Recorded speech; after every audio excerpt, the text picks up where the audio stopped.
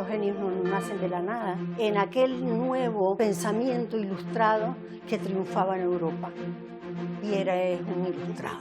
Brindemos por nuestro padre, don José de Viera y Clavijo, cronista de Canarias. ¡Salud! Él está escribiendo una historia de vanguardia, una historia de un valor que él entiende que es universal y más antiguo que la propia historia de la península ibérica.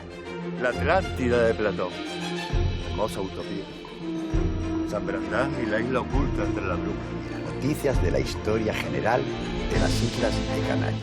Aquí está todo. Y en este sacerdote, dándose de hace tiempo de toda autoridad. Para encontrar el saber hay que viajar. Se consolida su formación científica, la ilustración en todo su máximo desarrollo. ¡Corre, que va a volar! Es un clásico, y como todos los clásicos, son eternos.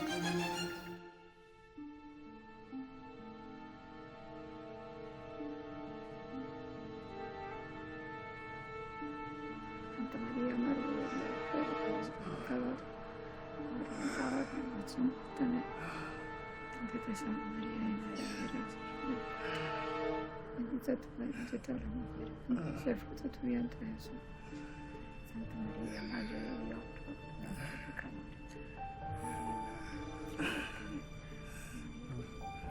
Vaya, Joaquina. Sí, Tengo sed. te traeré agua. Descansa, hermano. Descansa. Traeré agua.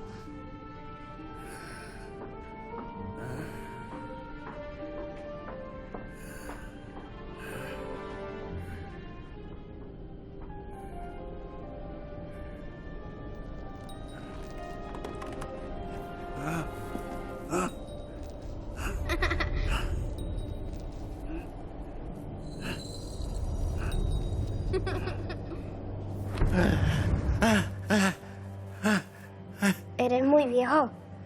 ¿Qué? ¿Quién eres? Aquí no puedes entrar. ¿Cómo has entrado? Contesta, niño. ¿Quién eres? Aquí no puedes estar. Yo te conozco. María Joaquina.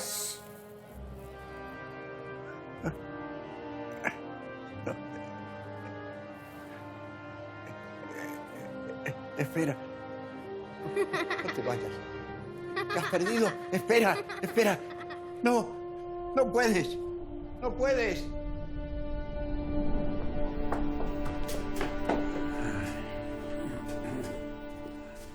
No, niño, no toques eso. Que puede romperse. Deja eso. Son mis cosas, no es tuyo, ¿entiendes? Ay.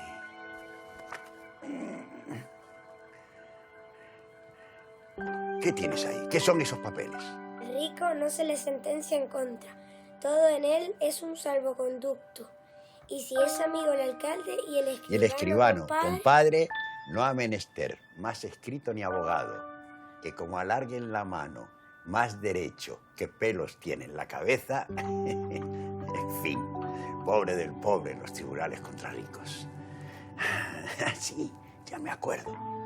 Yo escribí esa novela, Jorge Sargo, hace mucho tiempo. Era un niño, no mucho más grande que tú. Ay, una fruta tan verde. Eres raro. Ay. Ten cuidado, ese libro es muy importante. Ay, mira, está viejo y gastado. Pero ¿sabes una cosa? Los mejores libros son los que más se gastan. El padre Feijóo. Lo he leído tantas veces. ¿Quieres que te cuente una historia? Mira, a mí siempre me gustó leer. Viera nace en un 28 de diciembre de 1731 en el Realejo Alto, lo que se llamaba en aquel momento el Realejo de Arriba. Su padre era escribano y se traslada toda la familia a vivir al Puerto de la Cruz. El puerto de la Cruz tiene una importancia enorme en Viera y Clavijo, esencialmente porque la ilustración en Canarias tiene un componente esencial que hay que tener siempre presente, que es la presencia del comercio.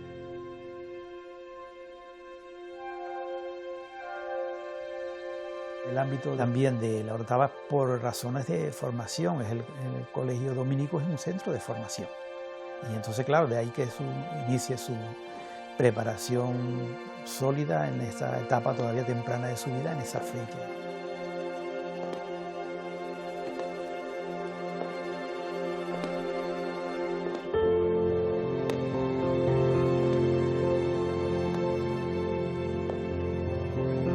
Este convento era importante en el contexto del siglo XVIII en Canarias por la biblioteca rica que tenía dentro de una orden religiosa, con libros que incluían novedades científicas, por ejemplo, que también había un apartado importante dedicado a novedades, a clásicos humanistas españoles.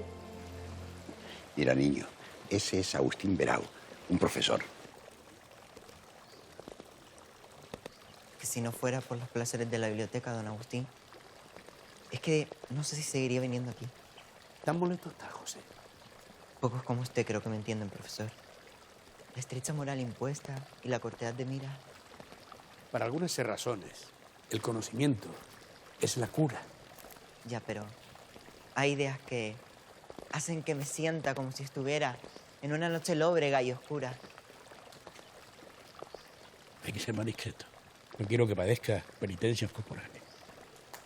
Mira, dame ese libro. Toma este. ¿El Teatro Crítico Universal? ¿Del padre Feijóo? Sí. Muchas gracias, don Agustín. Prometo que no lo gastaré mucho. No, gástalo. Porque los mejores libros son los que más se gastan. Y recuerda, José, que aún en las noches más lóbregas siempre existen ráfagas de feliz claridad. Los genios no nacen de la nada y efectivamente Viera y Clavijo heredó una etapa que ya estaba siendo muy interesante en las Canarias de aquella época, en que se creó un caldo de cultivo de personas interesadas en aquel nuevo pensamiento ilustrado que triunfaba en Europa. Todo que tenía que estar experimentado, racionalizado.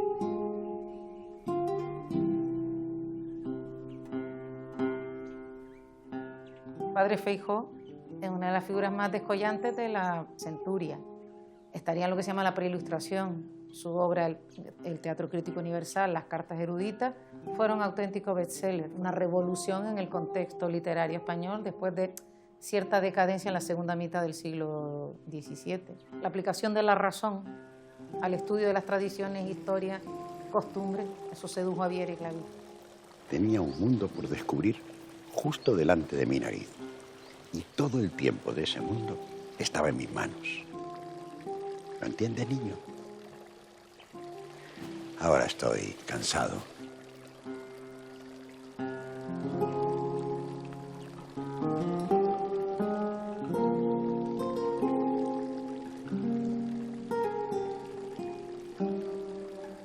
La carrera eclesiástica es posible, evidentemente por vocación, ¿no?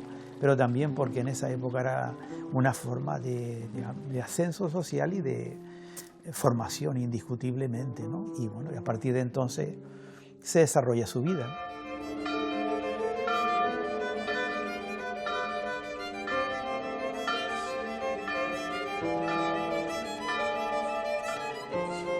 Él recibió las órdenes menores a los 18 años, a los 24 años recibió la autorización para predicar y al año siguiente fue ordenado sacerdote.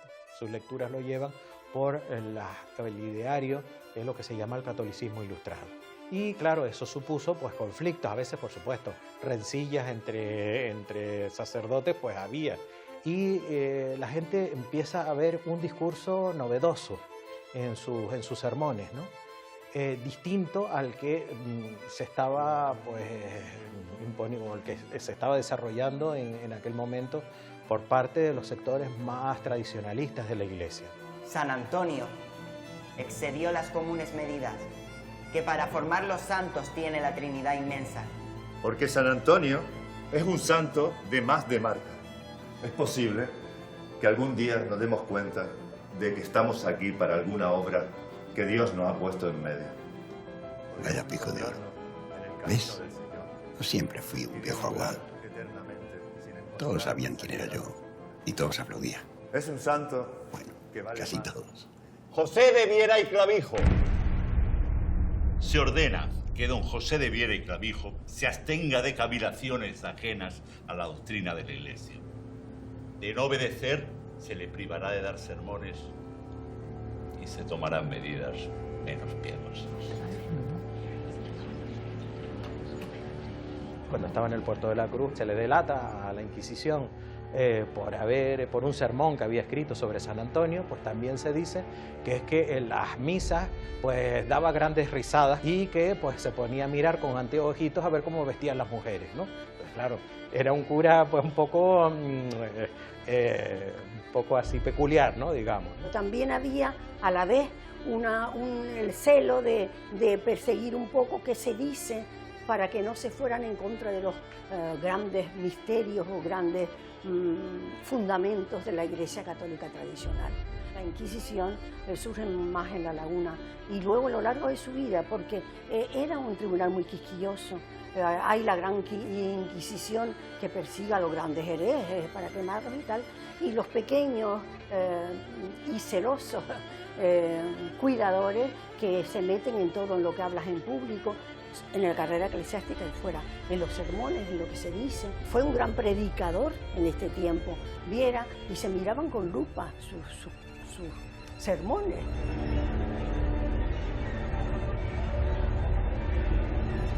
Pero Viera tenía muy buenas artes para decirlo de una manera bien encubierta y de que quedara ahí, como quedó para la gente que lo oía.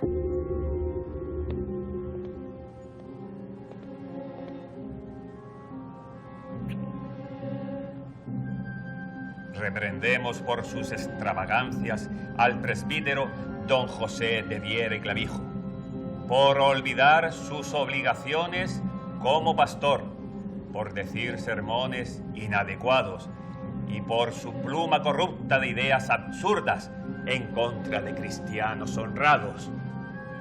Y desde los bancos seglares usa de registrar con sus anteojitos a cuantos en ellos están sentados y porfiere risotadas. ¡Qué vergüenza! Y sabe Dios que don José de Viera y Clavijo no carece de otras relajaciones nocturnas que por mesura omito. La Inquisición, siempre celosa de las luces que no se apagan como velas. ¿Me guardas un secreto? En ese tiempo, la Iglesia era algo... vieja. Negaré haber dicho tal cosa. Su ilustrísima, el obispo, exageraba un poco con eso de las relajaciones nocturnas. También es cierto que no creo que el celibato sea cosa de Dios. No lo entenderás. Claro.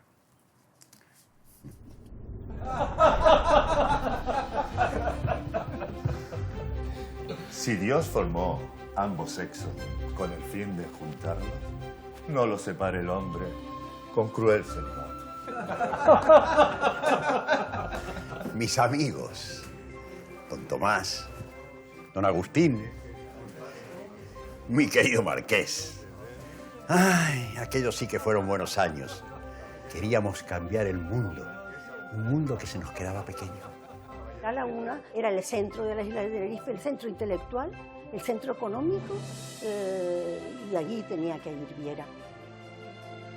Viera consiguió entrar en una de las más importantes reuniones que existían en aquel momento, que es la tertulia de Nava. La componen los aristócratas de La Laguna y de La Orotava. Se incorporaron nombres como Lope Antonio de la Guerra y Mesa, Agustín de Betancourt, Fernando de Molina, José Antonio Llarena, los hermanos Franche. Ellos son críticos con algunas cuestiones que lastran el avance del conocimiento, porque el discurso general de la tertulia es de apuesta por el progreso y para ello el conocimiento, la educación es fundamental. Hay un marco adecuado aquí en el ámbito lagunero, pues por sus relaciones internacionales y demás, que motivan esas reuniones, ese tipo de reuniones, a imitación de otras que se dan, por supuesto, en otros lugares europeos, sobre todo en París. A pesar de que el anfitrión era el marqués de Villanueva del Prado, Abad de Nava, el alma mater de la tertulia en realidad era Viera. Incendia la laguna, ideológicamente, porque es que hay un cambio drástico con lo que son los sectores más conservadores, ¿no? Hay un nivel de conflictividad muy grande. Se empieza a hablar incluso de, pues eso, que es una sociedad del infierno, la llaman así, ¿no? Representado esencialmente por los sectores más tradicionalistas del clero de la laguna. Brindemos por el pasado y por el futuro. Por nuestro padre, don José de Viera y Clavijo, cronista de Canarias. ¡Salud! ¡Salud!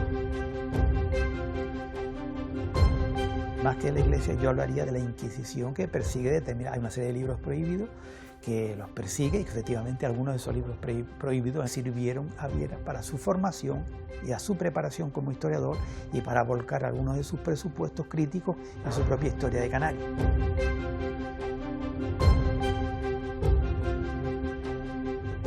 Siempre tuvo interés por indagar, por investigar. Hay un añadido sobre esa curiosidad normal, que es ese misterio, ese prurito de los guanches, esa raza, una incógnita respecto de dónde venía. No estaba tan claro como el que venía de cualquier otro lugar de España. Eso tiene que ver también, creo yo, en la redacción de la historia de Viera.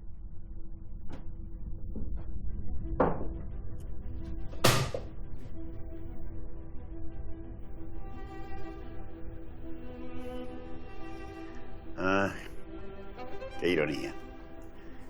La historia pesa demasiado para un niño. Y sin embargo, sin los niños no habría más historia. Mira, noticias de la historia general de las Islas de Canarias. Aquí está todo.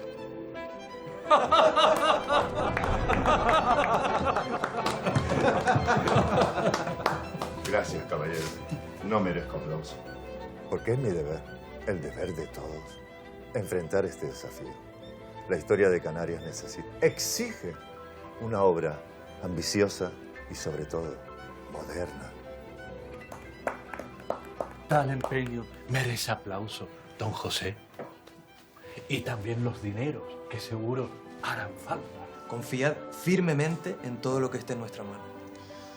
Si hablamos de reales, don Agustín, las manos siempre las he preferido sueltas que firmes y agarradas. Confío que no.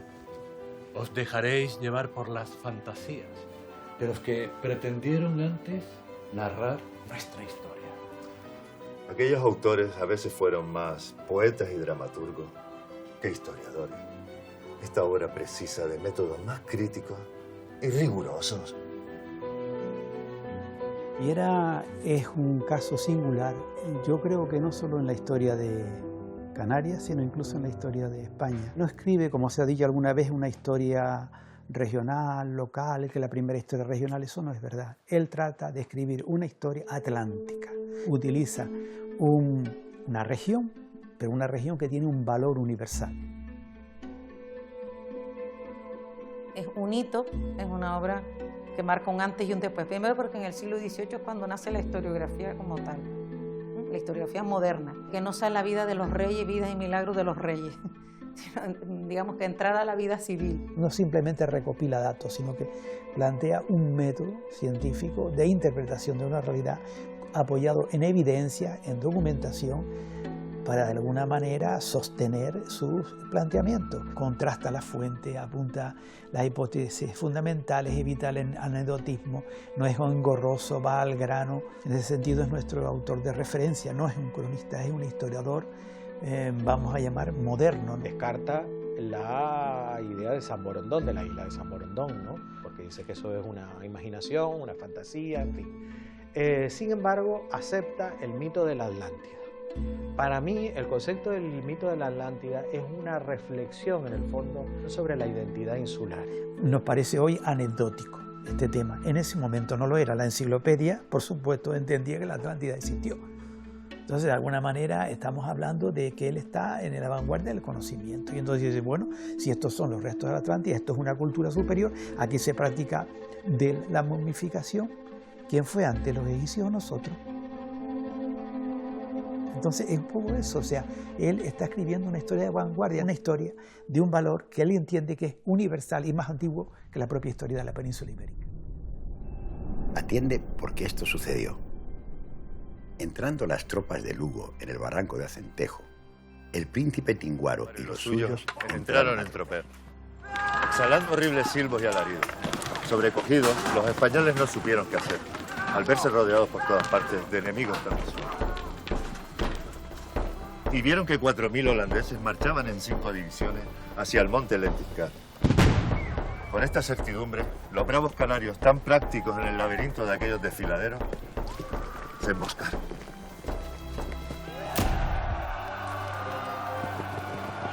Y echó en tierra hasta 50 hombres bien armados, habiéndose internado hasta la aldea de Tuineje. Ejecutaron algunos robos, aprisionaron 2 familias y saquearon la ermita de San Miguel.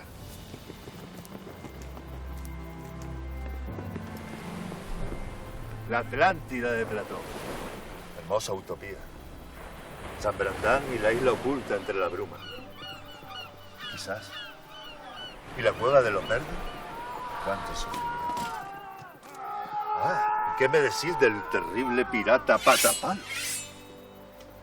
¿O el intrépido Morata Raez? ¡Bendito sea Dios! Es escandaloso.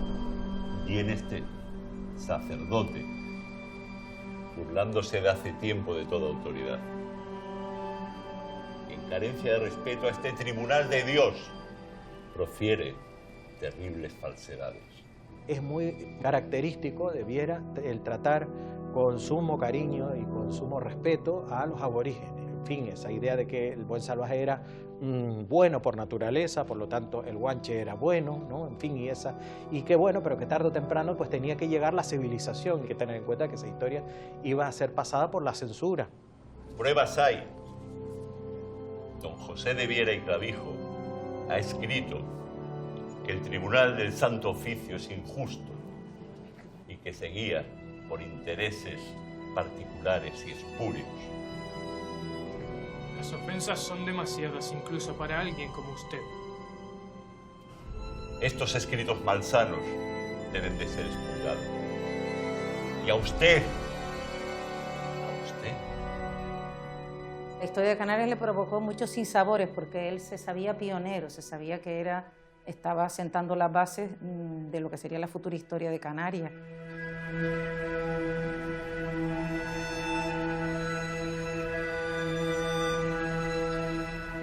Le dio sinsabores desde el punto de vista económico, por lo costoso que eso lo dicen muchas cartas, a pesar de que recibía ayudas, por supuesto. Y sobre todo le dio sinsabores porque no fue bien acogido aquí en Canarias.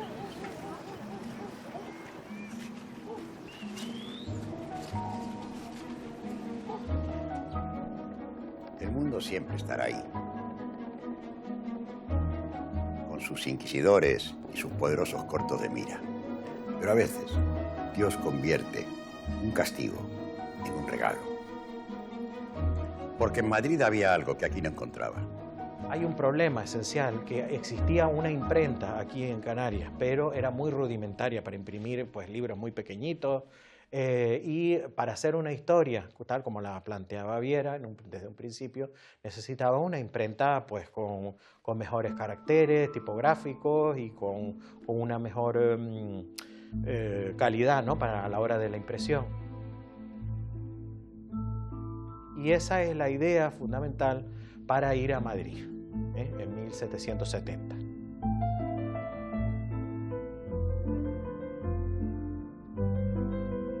Todo canario que tiene unas ansias de salir adelante y buscar otros caminos de inteligencia y sabiduría.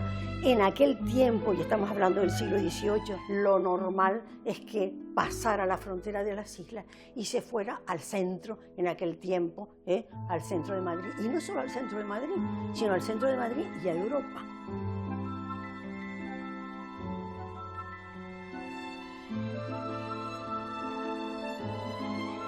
razón quizá por la que se fue a Madrid no fue tanto para imprimir su obra histórica, que también, bueno, lo que creo es que se le quedó chica la laguna. Viera se traslada a Madrid, pero claro, tenía que buscar un puesto, ¿no? En aquel momento, el puesto de tutor, lo que se llamaba en aquel momento ayo, ¿no?, del hijo del marqués de Santa Cruz, lo ocupaba Ricardo Agustín Mada. Recomienda al marqués porque él estaba opositando para una cátedra de hebreo en los Reales Estudios de San Isidro. Ocupa ese sitio y claro, con el genio festivo que tiene Viera, con esa chispa, pues encantó al marqués. Llegué a Madrid con poco dinero, pero nunca faltaron buenos amigos y me convertí en preceptor de Frasquito, el hijo del viudo marqués de Santa Cruz. Nadie se lo creía. A pesar del humo, la princesa Ico salió por su propio pie de la cueva, vivita y coleando. ¿Cómo es posible? ¿Qué tipo de magia utilizó? La mejor de todas, el ingenio. La princesa Ico guardaba una esponja de mar que al empaparla en agua puede filtrar los humos y los malos aires. ¡Que viva el ingenio, don José! Que viva el ingenio, Frasquito. A merendar, que toca. Vamos. Ah, el ingenio. Bien que me las tuve que ingeniar. Pero Madrid es el centro del reino y allí hay lo que aquí no. Academias, bibliotecas, tertulias, imprentas. Para encontrar el saber hay que viajar. Viera llega como un ingenio que viene de las islas, un hombre interesante e inteligente que ha escrito su historia de Canarias e inmediatamente se relaciona con lo que podía ser la élite de aquel momento, que no solo la aristocracia, sino empezaban en Madrid, también había ilustrados muy cultos en aquel momento que van a ser los amigos de Viera. Enlace dos grandes cuestiones. Primero, dedicarse a la educación, está de ayo del marqués, y luego paralelamente lo acompaña pues, en el gran tour, ¿no?, de recorrido por Europa, le cambia, ¿no? Para él es una ocasión que dijéramos que no podía perder de ninguna manera. Para encontrar el saber hay que viajar. El olor de las viejas bibliotecas. La música de Viena. Las huellas del imperio en Roma. La Florencia de Miguel Ángel. Las anchas calles de París. El mundo es maravilloso.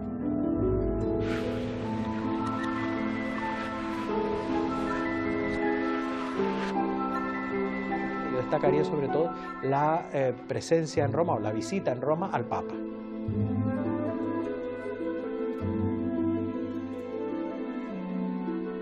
Sobre todo porque eso después le va a dar patente para todo. En Roma consigue la licencia para leer libros prohibidos, con lo cual ya eso no le iba a generar ningún problema con la Inquisición, centrada en aquellos años fundamentalmente en el control de los libros prohibidos. Y vi a Voltaire, un hombre flaco y arrugado, pero muy sabio.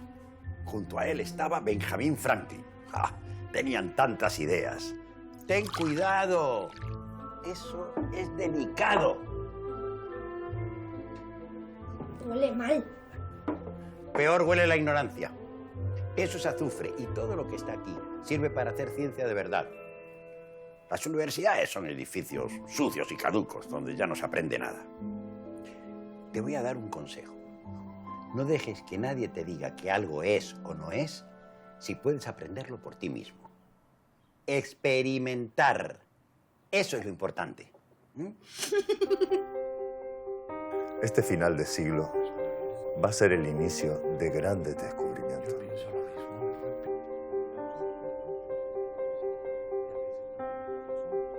En Francia está el centro, sobre todo en Francia en aquel momento, para él que tiene relación entonces con los grandes ilustrados de aquel momento, con Voltaire, con D'Alembert, con todo, donde se cosía la nueva física, la nueva fisiología, las nuevas ciencias naturales. Podemos hablar incluso de subyugación total, vamos, que se queda anonadado con ese gran mundo. En los diarios de viaje queda constancia detallada de todo tipo de todos los lugares que visitó, o sea que él fue a ver academias, bibliotecas, laboratorios, museos. Ahí es donde se consolida su formación científica porque va o asiste a unos cursos de química, de física y de historia natural. La ilustración en todo su máximo desarrollo. ¿De verdad pensáis que algún día estos conocimientos llegarán a España? Tiene que hacerlo, pero si no, da igual. ¿Por qué? Porque si no, los llevaremos nosotros, amigo mío. ¿Cuál? Entra en contacto con científicos, con pensadores, con intelectuales de todo este ámbito. Algunos son figuras absolutamente claves luego en la historia de España. En ese sentido, Viera tiene unos contactos que yo creo que son trascendentales para su obra posterior y por supuesto en todos los ámbitos. Van a contemplar lo asombroso de este experimento. Es tan simple como aplicar un electrodo a un animal, en este caso una rana, que producirá electricidad. Observe.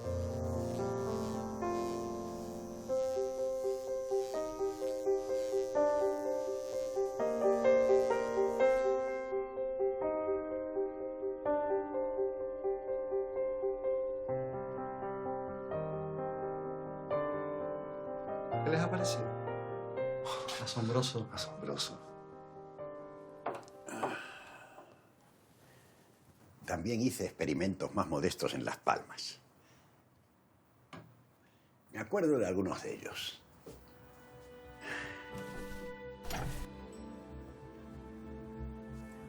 Dios bendito. Mira, esto te va a gustar.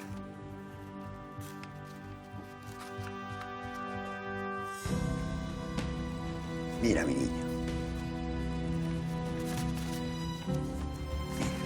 Esto es un plano de un aeróstato, una máquina más ligera que el aire, para que el hombre pueda volar como los pájaros. En 1783, los hermanos Montgolfier se dedicaban al tema de la industria del papel y inventan ese pequeño globo llenándolo de aire caliente, ¿no? Y, en fin, aquello produjo una gran expectación por toda Francia, ¿no? En París se desarrolla. Alonso de Nava, que era el hijo de Tomás de Nava, le escribe a Viera contándole el tema del globo. Claro, Viera encantado de todo esto porque, claro, creaba una gran expectación todo aquello, ¿no? ¡Corre, vamos! ¡Corre, que va a volar! El principio es muy sencillo. El aire caliente es más ligero que el aire frío. Al calentar, pues, el aire del interior del globo, este asciende. Hace 15 días, otro canario, Agustín de Betancourt, ya elevó un aeróstato a los cielos ante su majestad. Era el segundo en España en tirar un globo en Madrid, desde los jardines del Marqués de Santa Cruz. El primero había sido Agustín de Betancourt, en la casa de campo del infante Gabriel. Él, un mes después, el 15 de diciembre, lanza un globo aerostático desde los jardines del Marqués de Santa Cruz. En aquel momento había otras personalidades canarias muy importantes, pues estaba Betancourt, pero estaba también Clavijo y Fajardo, pero estaban los hermanos Iriarte.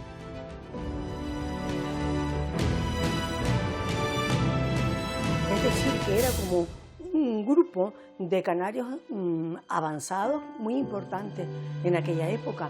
Y hubo cierta competitividad, que es por otra parte muy sana, y además, dentro de un afán docente que tuvo siempre, escribió un tratado para niños, porque a él le gusta mucho esa ciencia, ponerse a la altura de los niños, porque eran los que empezaban a estudiar. No seremos los primeros, Marqués, porque quizás empieza a faltarnos ya apenas un pellizco de brío de juventud. Porque ¿qué nos dice? Que lo que es diversión para la realeza no sea divertido hoy para esta buena gente. El soñar con el cielo ya no es cosa solo de los reyes.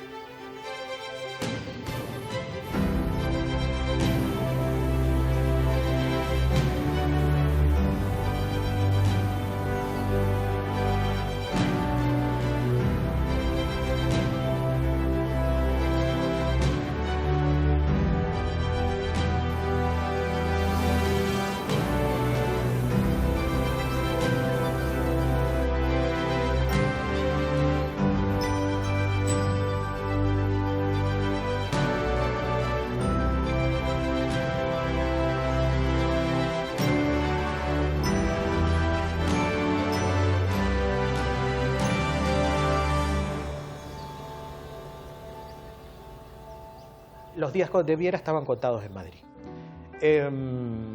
Su hermano o sus hermanos ya lo estaban reclamando desde Canarias, esencialmente porque Nicolás, que era el mayor de los hermanos, sufría de, bueno, tenía una enfermedad que hoy podríamos considerar quizás como una bipolaridad, porque sufría pues esos estados de euforia y de depresión. Y claro, la hermana pues ya le estaba escribiendo que tenía que venir a Canarias porque el hermano estaba mal.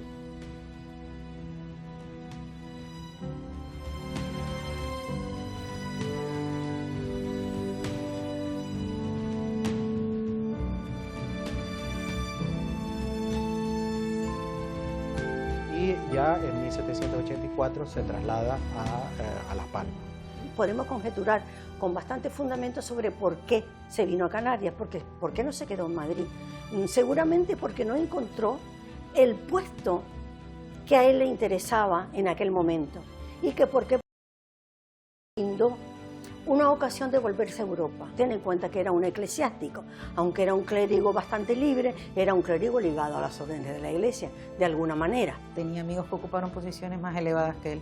No se descarta que él quisiera una posición más alta. De hecho, él diríamos que se resigna cuando recibe el nombramiento de arcediano de Fuerteventura en la Catedral de Canarias. Le garantiza un vivir como un canónigo, que en ese momento es vivir muy bien con unas condiciones materiales extraordinariamente positivas para el contexto de la época. La correspondencia, ¿no? Aparece. Me volveré a hacer guanche, ¿no? Porque tengo que volver a las Islas Canarias, un poco utilizando la broma, la guasa típica de Viera, ¿no? Y volveré a comer plátanos y a contar pues esas historias de patrañas a los niños y tal, sobre los guanches y tal, ¿no? Un poco riéndose hasta un poco de sí mismo, que es tan lo característico de Viera.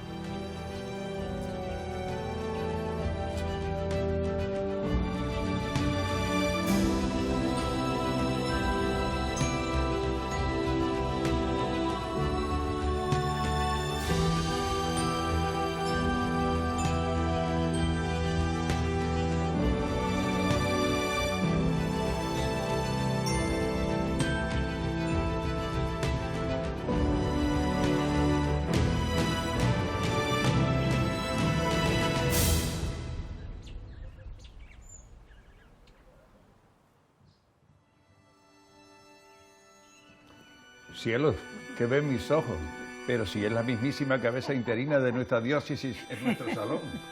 ¡Qué gran honor! Que suenen los tambores, que aquí se encuentra don José de Viera y Clavijo, arcediano de Fuerteventura, comisario real y examinador de libros. Espero que en esta casa no haya libros prohibidos. Esperad, que aún no he acabado. Miembro de la Real Academia de Historia, director de la Real Sociedad Económica de Gran Canaria y también... Obispo accidental. Esto sí que es un accidente. Bueno, por suerte solo será mientras Su Excelencia, el obispo Verdugo, se encuentra fuera de la isla. Pero bueno, no reprenderé por una reverencia o dos. Ilustrísima.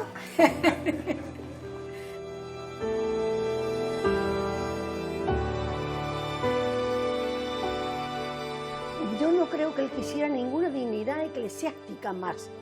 Lo que quería es ser un hombre útil y dejar el eco de su utilidad para el futuro. Se implicó en la enseñanza directa, con un colegio que instituyó el Colegio de San Marcial de Rubicón, agregado a la catedral para formar a los clérigos. Tuvo en su persona un maestro excelente y toda su experiencia.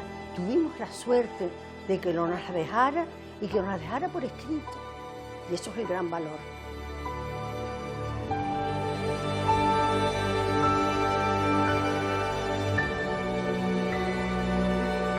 No sé a veces cómo le daba tiempo a hacer todo, porque eran tantas cosas en las que estaba metido que es que, en fin, hace memoria científica sobre la seda, hace memoria científica sobre la utilización del carbón tal como lo utilizaban en Francia, análisis sobre las aguas acídulas, en fin, aplicando todo lo que él había aprendido en Francia, lo intenta, pues eso, hacer aquí, incluso da cursos científicos, tal como él había recibido en París, ¿no? Viera es un ilustrado. Hay un poema suyo que a mí me encanta, que es La boda de las plantas, que es estudiar de una manera muy elemental, al alcance de cualquiera, cómo se reproducen las plantas, comparándolo cómo pasan con las bodas entre las personas. Son las plantas inversos animales, vientres la tierra, venas las raíces, huesos los troncos, nervios los ramales, las hojas, los pulmones y narices, que respirando están aires vitales.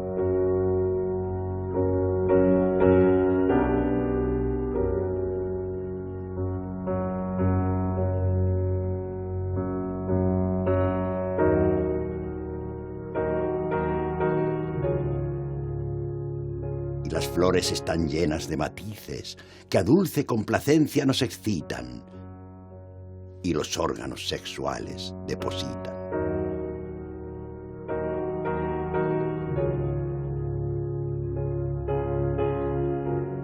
Bueno, el Diccionario de Historia Natural es un estudio clave desde el punto de vista de la botánica, de la mineralogía, de todos los ámbitos científicos, que es la otra rama sobre la que él siente una profunda vocación. La dedicación al estudio de la naturaleza, de la botánica, se convirtió en una pasión y también da a entender él que fue un refugio. Sus mejores compañías eran las piedras y las plantas.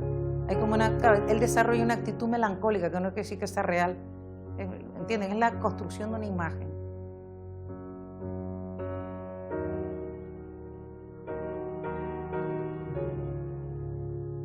Tal vez estaba un poquito resentido porque le habían puesto alguna pega, sobre todo sus coetáneos laguneros, a algún extremo de la historia de Canarias. Empezaron a mandarle cartas, pues criticándole esos pequeños errores, ¿no? Es una historia que empezó con gran ilusión y terminó con un poco de desencanto. La historia estaba concebida en un sentido mucho más amplio, pero al final pues la redujo a 4 tomos. Estuvo 30 años lúcido con su hermana, que vivió siempre aquí. Hizo una labor inmensa en esos 30 años. Y para ella el hermano era como él, a quien ella se debía. En sus últimos años, quizás con una idea un poco de nostalgia de aquellos conocimientos que había adquirido en París, a nivel también literario, se dedicó pues a las traducciones y todo eso. Hay que ver, arcediano, gobernador eclesiástico y algo más, pero no es capaz de ponerse bien la ropa. No me siento capaz de soportar tantas atenciones. Bueno, un poquito sí. Rápido. Un vaso de agua, de la mejor agua de esta casa.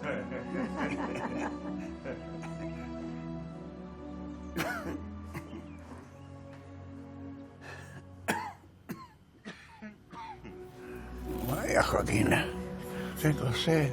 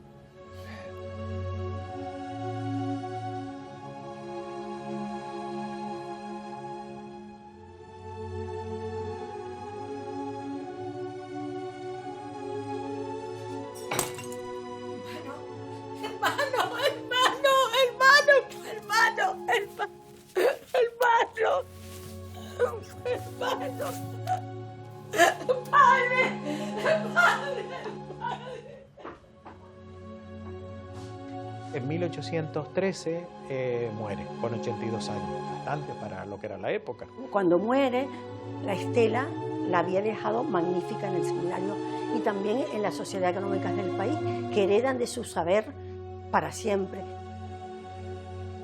30 años más tarde, no reciben directamente el saber de Viera, pero sí reciben la impronta de Viera que dejó en los maestros del seminario en aquel momento. Destacaría también de Viera su gran generosidad en lo que es el conocimiento. Que el conocimiento no sea algo críptico, no sea algo cerrado, no solo sea de algo de intelectuales, sino también que sea un conocimiento expandido para el gran público.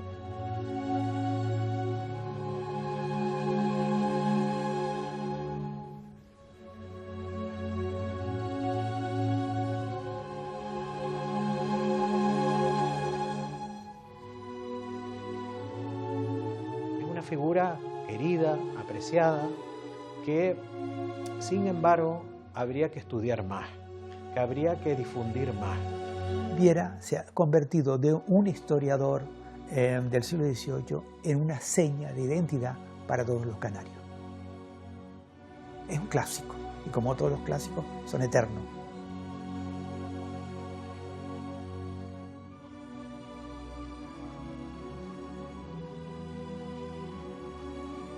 Las mejores historias son las que se cuentan. Todo está bien.